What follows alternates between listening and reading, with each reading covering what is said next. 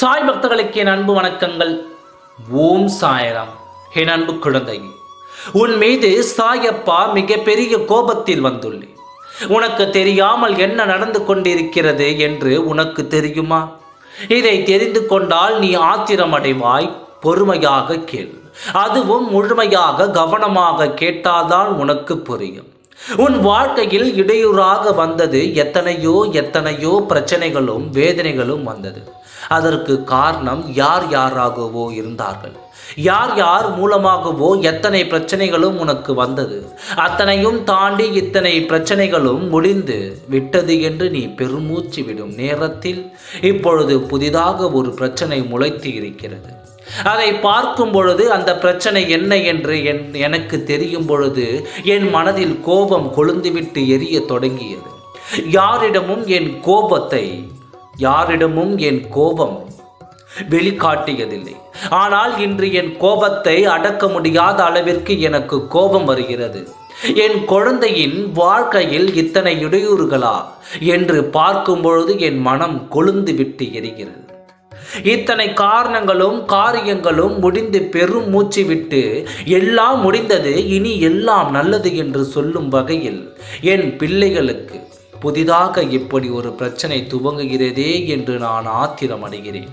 அப்படி என்ன சாயப்பா என் வாழ்க்கையில் பிரச்சனை என்று கேட்கிறாயா? இத்தனை பிரச்சனைகளும் தைரியத்தோடு தாங்கி வந்த என் குழந்தைக்கு இதுவும் கடந்து போகும் என்ற தைரியத்தோடு இருப்பாய். அதுவும் இல்லாமல் உன் வாழ்க்கையில் இத்தனை அக்கிரமுகளை வருவதை நான் வேடிக்கையா பார்ப்பேன்? அப்படி உன் சாயப்பாவை நினைத்து விடாதே. உன் வாழ்க்கையில் வருவதை எப்படி தொலைத்துவிட்டு உன் வாழ்க்கைக்கு நல்லது கொடுக்கலாம் என்று நான் காத்திருக்கிறேன். ஆனால் இப்படி ஒரு புதிதாக வரும் பிரச்சனைக்கு நானும் விடிவு காலம் கண்டு கொண்டு தான் இருக்கிறேன்.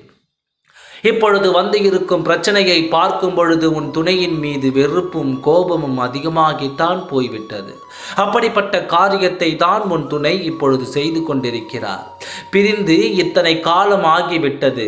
என் துணையோடு எப்பொழுது சேர்வோம் என்று அக்கறை இல்லாமல் புதிதாக ஒரு கரத்தை பற்றி கொண்டிருக்கிறார் உன் துணை. ஆனால் இந்த கரத்திற்கு சொந்தமானவளோ எத்தனை கொடூர எண்ணம் கொண்டவள் தெரியுமா? பிறரது வாழ்க்கையை கெடுக்க நினைக்கும் இவள் இப்பொழுது உன் துணையின் கரங்களை பறிக்க நினைத்தும் அவளது சுயநலத்தோடு தான் போலியான அன்பை காட்டி உன் துணையின் அன்பை மாட்டி தன் கரங்களுக்குள் உன் துணையின் கரங்களை வைத்து கொண்டு ஆட்டமாடி கொண்டிருக்கிறார்.